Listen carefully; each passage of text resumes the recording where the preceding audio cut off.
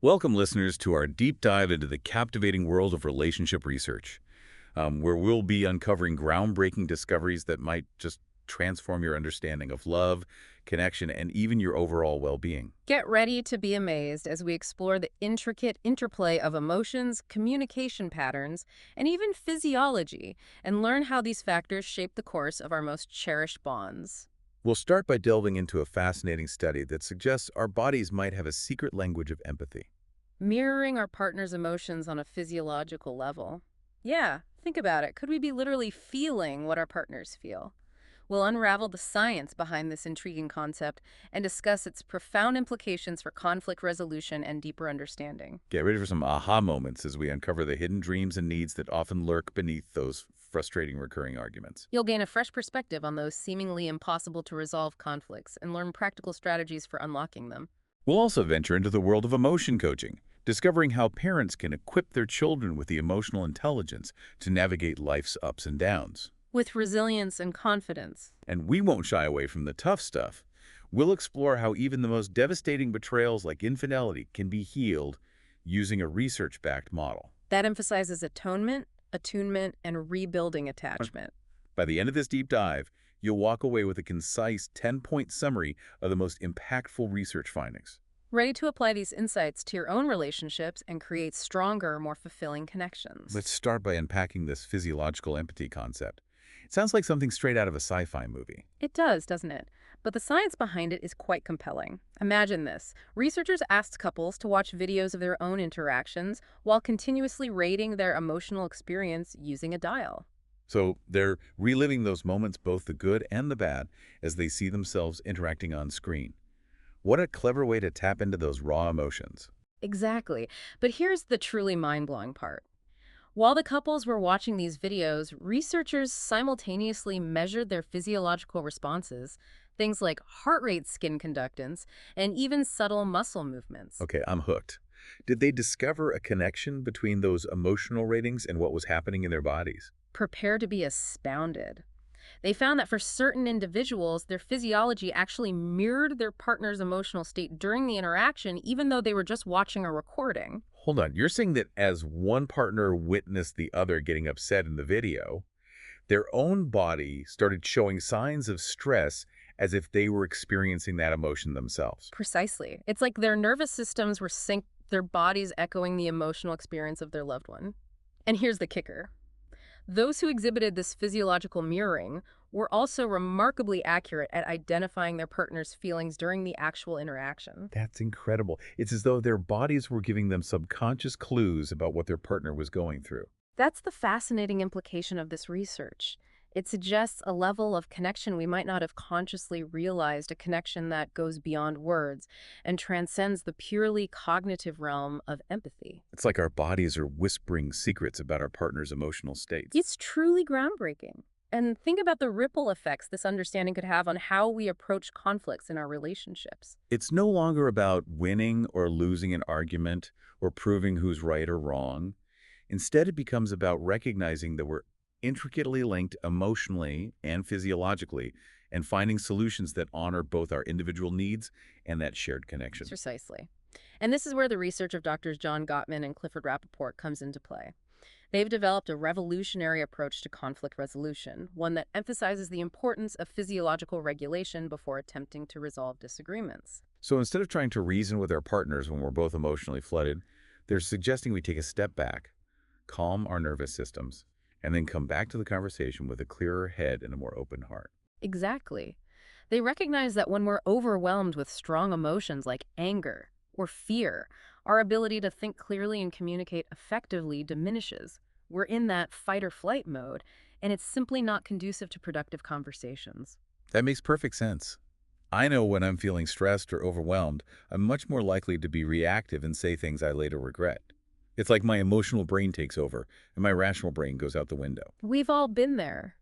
That's why Gottman and Rapoport's approach is so transformative. It provides a framework for navigating conflict with greater awareness and skill, acknowledging the powerful role that our physiology plays in our interactions.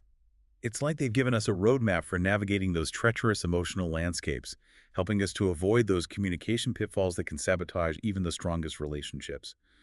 I'm eager to learn more about their specific strategies for creating that calmer, more connected space for resolving conflicts. Well, before we dive into the nitty-gritty of their conflict resolution blueprint, let's first explore another fascinating aspect of their research.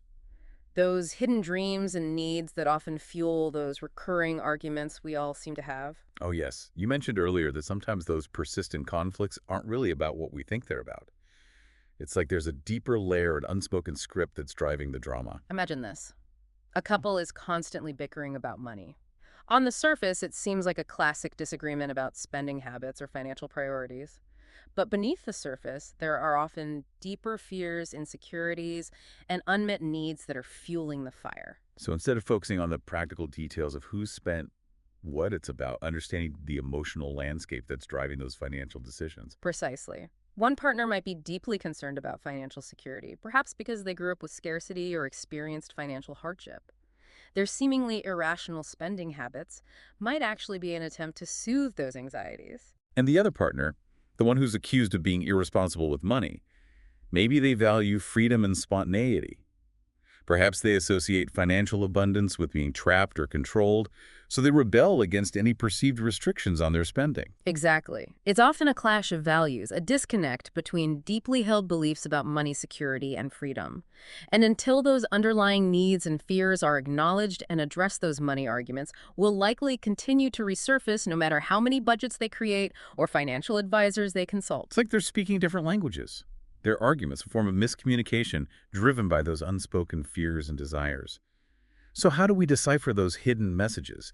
How do we get to the heart of what's really driving those chronic conflicts? That's where things get really interesting. Gottman and Rapoport suggest that we start by asking ourselves and our partners a simple yet profound question. What is this really about? It seems so simple, yet it's a question that rarely gets asked in the heat of the moment. We're so focused on proving our point or defending our position that we fail to pause and explore the deeper emotional currents that are shaping the conflict. Exactly. Instead of getting bogged down in the weeds of who said what or who did what, we need to take a step back and ask, what are we each trying to achieve here? What are the underlying needs and desires that are fueling this disagreement? It's like we're peeling back the layers of an onion, revealing the hidden anxieties, longings, and vulnerabilities that are often masked by our surface-level arguments. And sometimes those needs are rooted in our past experiences, the emotional baggage we carry from childhood or previous relationships. So, for example, if one partner consistently insists on staying in luxurious hotels while the other prefers camping, it might not be just about different tastes in lodging. Exactly. Perhaps the partner who craves luxury grew up in a family where money was tight, and those fancy hotels represent a sense of security and accomplishment they longed for as a child. And maybe the camping enthusiast, the one who finds joy and simplicity in nature, spent their formative years in a chaotic urban environment. For them, escaping to the wilderness represents freedom and tranquility. Precisely. By understanding those underlying stories, those formative experiences that shaped our values and beliefs, we can approach conflict with greater empathy and compassion. It's about recognizing that our partner's seemingly irrational behavior might be a perfectly reasonable response to their own unique emotional history. It's like we're adding another dimension to our communication, a deeper understanding of the forces that shape our reactions and drive our desires. And this focus on understanding emotions isn't just crucial for romantic relationships. It's equally important for parents who want to raise emotionally intelligent, resilient children. You're talking about emotion coaching, right? The idea that parents can play a vital role in helping their children navigate the complex world of emotions. Exactly. And it's not just about teaching kids to identify and label their feelings. It's about creating a safe space for them to express those emotions, even the messy, uncomfortable ones, without fear of judgment or rejection. This is so different from how many of us were raised. I remember being told to toughen up or stop crying. It was like emotions were something to be hidden away, a sign of weakness. It was a common approach, but research is showing that ignoring or suppressing emotions doesn't make them go away. It often leads to unhealthy coping mechanisms later in life, from substance abuse to difficulty forming healthy relationships. So instead of dismissing or punishing a child's anger, sadness, or fear, emotion coaching parents validate and explore those feelings with their children. They see those emotional outbursts not as something to be feared or controlled, but as opportunities for connection and learning. Precisely. They recognize that even negative emotions serve a purpose. They're valuable signals that something needs attention, whether it's a physical need, an unmet expectation, or a perceived threat to their well-being. So, how does an emotion coach respond when their child is having a full-blown meltdown in the middle of the grocery store? How do you remain calm and collected when your child's emotions are running high? It's certainly not easy, especially when you're feeling frazzled yourself. But the first step is to regulate your own emotions. Remember what we discussed earlier about the importance of physiological regulation. Right. If we're feeling overwhelmed ourselves, we're not going to be much help to our children. It's like putting on your own oxygen mask first before assisting others on an airplane. Exactly. By staying calm and grounded, we model emotional regulation for our children. We show them that even when things get tough, it's possible to weather the storm without losing control. So it's not about fixing our children's emotions or telling them to calm down. It's about being a steady presence, offering comfort and support as they learn to ride the waves of their own emotional experiences. Precisely. And once the child is calmer, the parent can help them label and understand those emotions. They might say something like, "You seem really frustrated right now. Can you tell me what happened?" That's so powerful. By helping children put words to their feelings, we're empowering them to make sense of their inner world and develop a richer emotional vocabulary. And once they understand their emotions, they're better equipped to manage them effectively. They learn that it's okay to feel angry or sad, but that those feelings don't have to control their behavior. So emotion coaching isn't about letting kids run wild with their emotions. It's about setting clear boundaries and helping them develop healthy coping mechanisms for dealing with those inevitable ups and downs of life. Exactly. Emotion coaches teach their children that it's okay to feel angry, but it's not okay to hit someone. They help them explore alternative ways to express that anger, whether it's through words, art, or physical activity. It's about separating the child's feelings from their actions. They're not bad for feeling angry, but they are responsible for how they choose to express that anger. And the research in emotion coaching is truly remarkable. Studies have shown that children raised by emotion coaches have better social skills, higher self-esteem, and are more academically successful. They're also less likely to experience anxiety and depression both in childhood and later in life. That's incredible.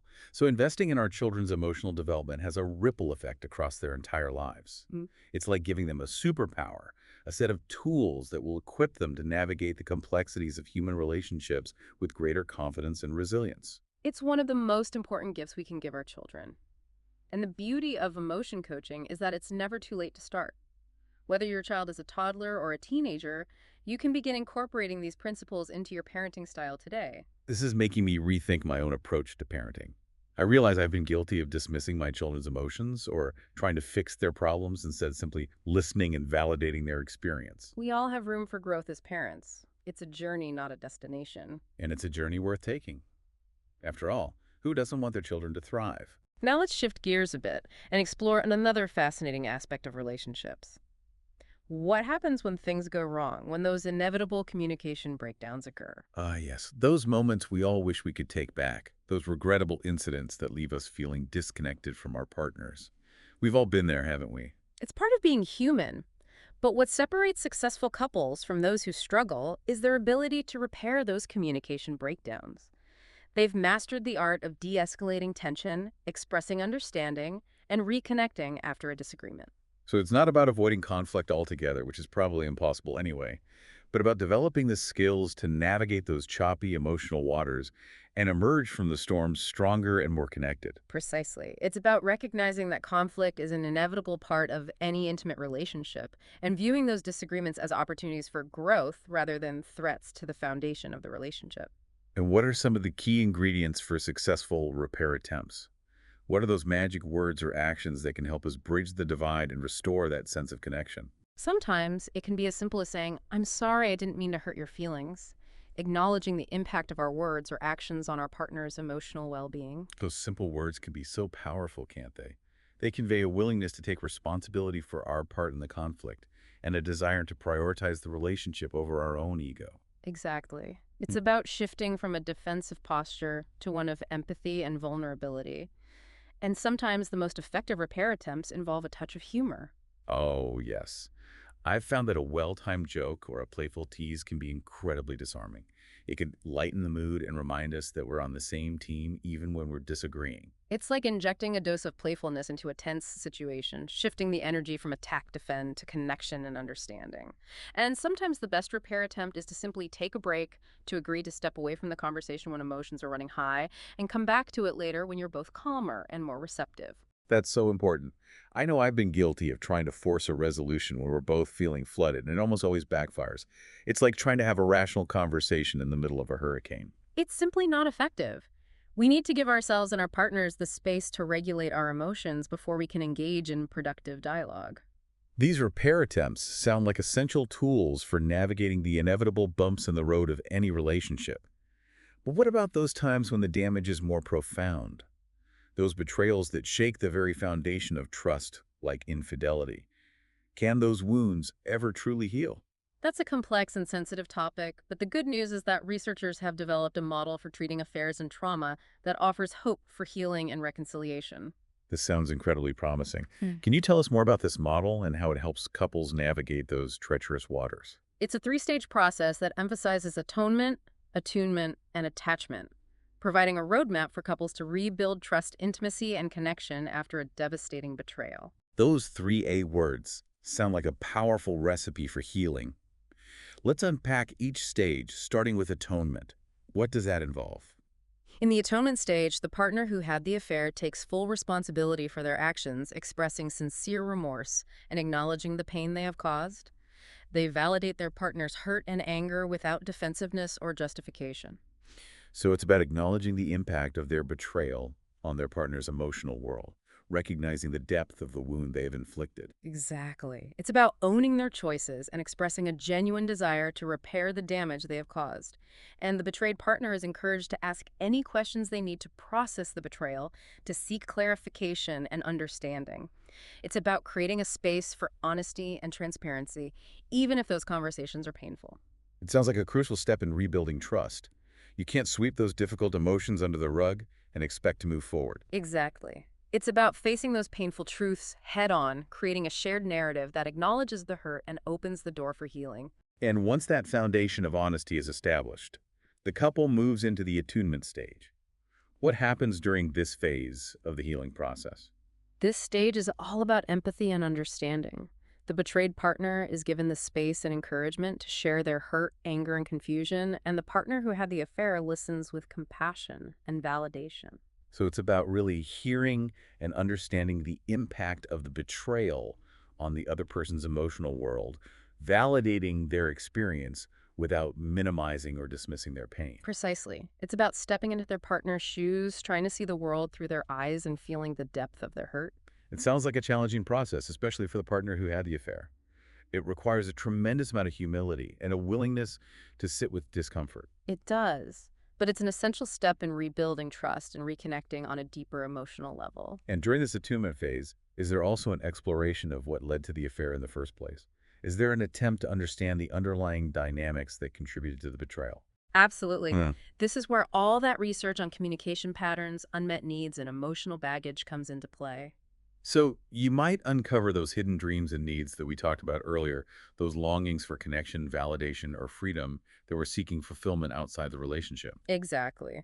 By exploring those underlying issues, the couple can begin to address the root causes of the betrayal, creating a stronger foundation for the future of the relationship. It's about moving beyond blame and judgment, and instead focusing on understanding the complex interplay of factors that contributed to the breakdown in trust. Precisely. And by working through those difficult conversations with honesty and compassion, the couple can begin to heal the wounds of the past and create a more secure and fulfilling future. This atone, attune, attach model is giving me hope. It's demonstrating that even the most devastating betrayals can be healed. It's not an easy process, but it is possible, and it often leads to a stronger, more resilient relationship than before. That's so encouraging to hear. It speaks to the remarkable capacity for healing and transformation that exists within even the most wounded relationships. Now, before we move on to the final stage of this healing process, the attachment phase, let's take a moment to recap what we've explored so far. We've covered a lot of ground, from the fascinating concept of physiological empathy to the practical strategies of emotion coaching and the intricate dynamics of repairing trust after infidelity. It's been quite a journey. We've delved into the intricate dance between our emotions, our communication patterns, and even our physiology, revealing the hidden forces that shape our most intimate connections. We've learned that our bodies might possess a secret language of empathy, mirroring our partner's emotional states in subtle yet profound ways. We've explored the power of emotion coaching, discovering how parents can empower their children with the skills to navigate the ups and downs of life with resilience and confidence. And we've delved into the complexities of repairing trust after infidelity, uncovering a research-backed model that offers hope for healing and reconciliation. It's been an incredibly enlightening conversation, filled with insights that have challenged my assumptions and expanded my understanding of what it means to truly connect with others. And we're not done yet. Hmm. There's much more to uncover as we explore the final stage of this healing process, the attachment phase, and discover the keys to creating lasting love and fulfillment in our most cherished relationships. Welcome back. Before the break, we were discussing how couples can rebuild trust and intimacy after a betrayal using a three-stage model that emphasizes atonement, attunement, and finally attachment. Right. We discussed how atonement involves taking responsibility and expressing remorse, while attunement focuses on deep listening and understanding the impact of the betrayal. So what does that attachment phase look like? This is where the couple begins to rebuild their emotional and physical intimacy. They start to re-engage in activities they once enjoyed together and create new shared experiences that foster connection and joy. So it's about rediscovering that sense of playfulness, shared purpose that might have gotten lost along the way. But I imagine this phase can be fraught with challenges, especially if there are lingering fears and insecurities. Absolutely. It's a delicate dance that requires patience, understanding, and a willingness to be vulnerable. The betrayed partner might still be struggling with flashbacks or triggers, while a partner who had the affair needs to be sensitive to those vulnerabilities and provide reassurance and support. So it's not about simply erasing the past and pretending it never happened. It's about acknowledging the hurt, honoring the healing process, and slowly rebuilding that foundation of trust. Precisely. It takes time, effort, and a commitment to communicate openly and honestly with each other. This atone, attune, attach model offers a powerful framework for couples navigating the aftermath of infidelity. It's demonstrating that even the most wounded relationships can find healing and experience a renewed sense of connection. It's a testament to the resilience of the human heart and the transformative power of forgiveness and love. This entire deep dive has been incredibly enlightening, providing a wealth of insights from cutting-edge research on relationships. We've explored the fascinating concept of physiological empathy, the practical strategies of emotion coaching, the nuanced dynamics of conflict resolution, and even the complexities of healing after infidelity. It's been a comprehensive exploration of the forces that shape our most cherished bonds, from the subtle interplay of our emotions and physiology to the conscious choices we make and how we communicate and relate to one another. Now, as we approach the conclusion of our deep dive, let's distill the key takeaways into a concise 10-point summary that our listeners can reflect on and apply to their own relationships. Sounds like a plan. Let's begin by revisiting those four horsemen of the apocalypse, those destructive communication patterns that can wreak havoc on relationships. Right. You mentioned earlier that these horsemen are criticism, defensiveness, contempt, and stonewalling, and that they're powerful predictors of relationship problems. Exactly. Criticism involves attacking your partner's character rather than addressing a specific behavior. Defensiveness is about deflecting blame instead of taking responsibility. Contempt is communicating disrespect and disdain, often through sarcasm or mockery. And stonewalling is shutting down emotionally and refusing to engage in the conversation. So the first takeaway is to be aware of these toxic communication patterns and make a conscious effort to replace them with healthier alternatives. Precisely. For example, instead of criticism, try using a softened startup, where you express your needs and concerns without attacking your partner's personality. And instead of getting defensive, try taking responsibility for your part in the situation and acknowledging your partner's perspective. Great advice. What's our second key takeaway? Our second takeaway is to embrace the revolutionary concept of physiological empathy. Remember that study where researchers discovered that some individuals' bodies mirror their partner's emotional states? Yes, it was mind-blowing. It suggests that we might literally be feeling what our partners are feeling on a subconscious level. Exactly. This understanding can transform how we approach conflicts. Instead of seeing it as a battle to be won or lost, we can recognize that we are interconnected beings both emotionally and physiologically, and seek solutions that work for both partners. Our third key takeaway builds upon this concept of physiological empathy. It's the importance of recognizing when we are emotionally flooded and taking steps to regulate our nervous systems before attempting to resolve conflicts. Exactly. Remember the Gottman-Rapoport Blueprint for conflict resolution? They emphasize the importance of calming down before engaging in difficult conversations. This might involve taking a break, deep breathing exercises, or engaging in activities that soothe your nervous system. So takeaway number 3 is to prioritize self-regulation. Recognize when you are in fight or flight mode and take steps to calm down before engaging in crucial conversations. What's our fourth takeaway? Our fourth key takeaway is to recognize those hidden dreams and needs that often lurk beneath the surface of recurring arguments. All right, you mentioned that sometimes those persistent conflicts aren't about what we think they are. It's about unearthing those deeper fears, insecurities, and unmet needs that are fueling the fire. Exactly. Instead of getting caught up in the details of who did what or who said what, ask yourself and your partner, what is this really about?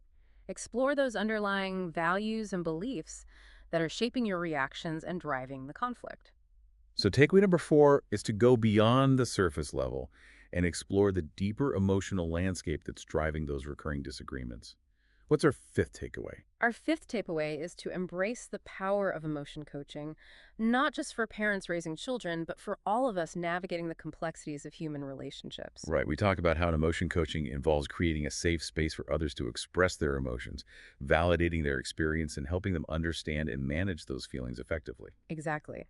Whether you are a parent, partner, or friend, you can foster emotional intelligence by listening with empathy, helping others label their feelings, and encouraging healthy coping mechanisms. So takeaway number 5 is to be an emotion coach, fostering emotional intelligence in yourself and others.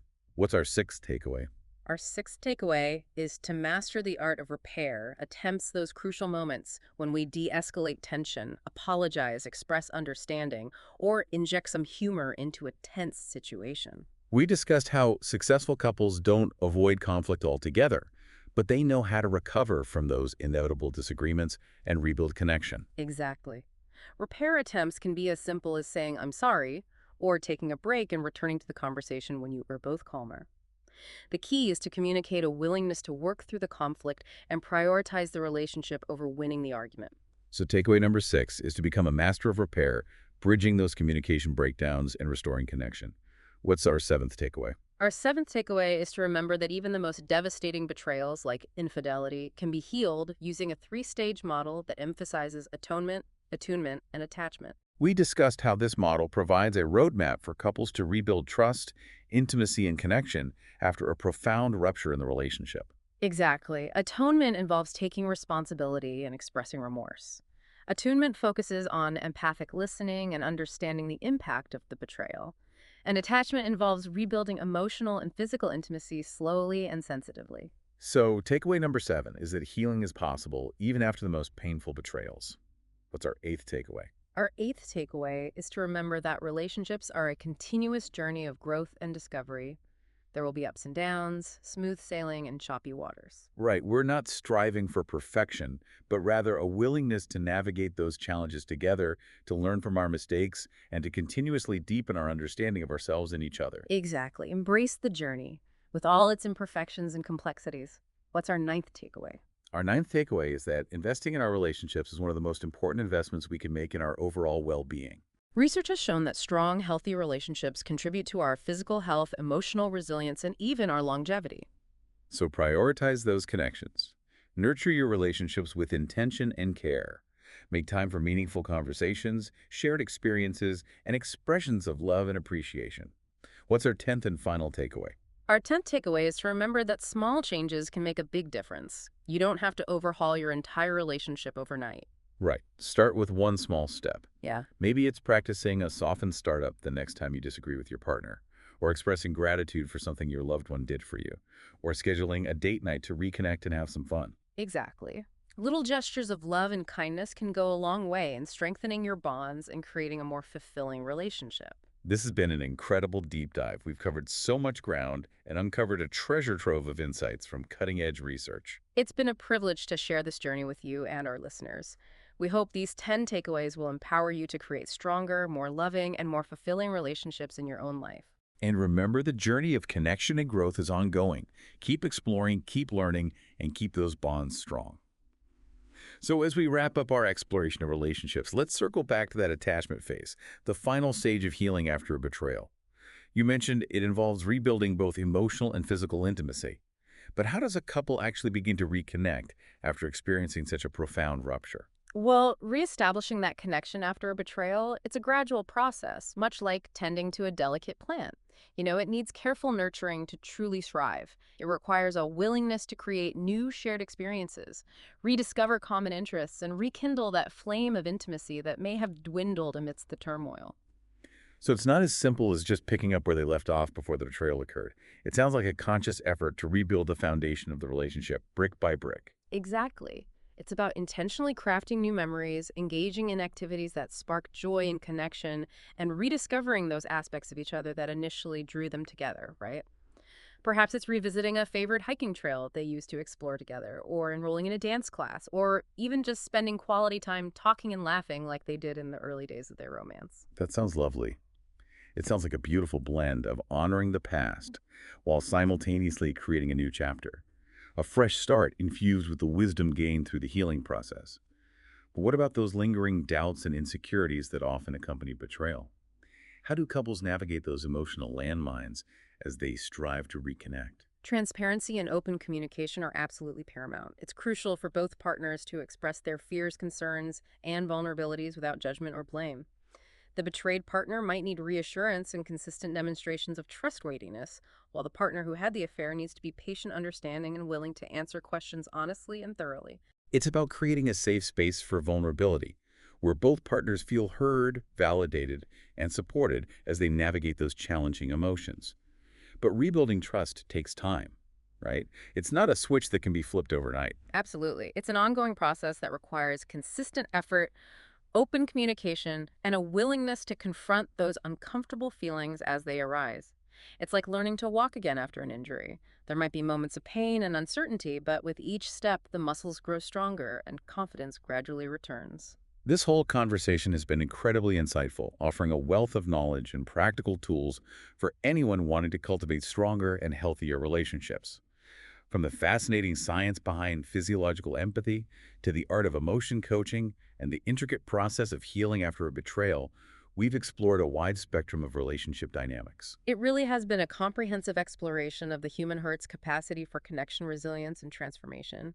We've delved into the depths of our emotions, the intricacies of our communication patterns, and the profound impact our relationships have on our well-being. As we conclude our deep dive, what final words of wisdom would you offer our listeners who are embarking on their own journeys of love, connection, and growth? I would say embrace the journey with curiosity, compassion, and a willingness to learn and evolve. Remember, relationships are not static destinations, but dynamic processes. They require ongoing effort, understanding, and a commitment to nurturing those precious bonds. And never underestimate the power of small, consistent actions. A kind word, a thoughtful gesture, a moment of genuine connection.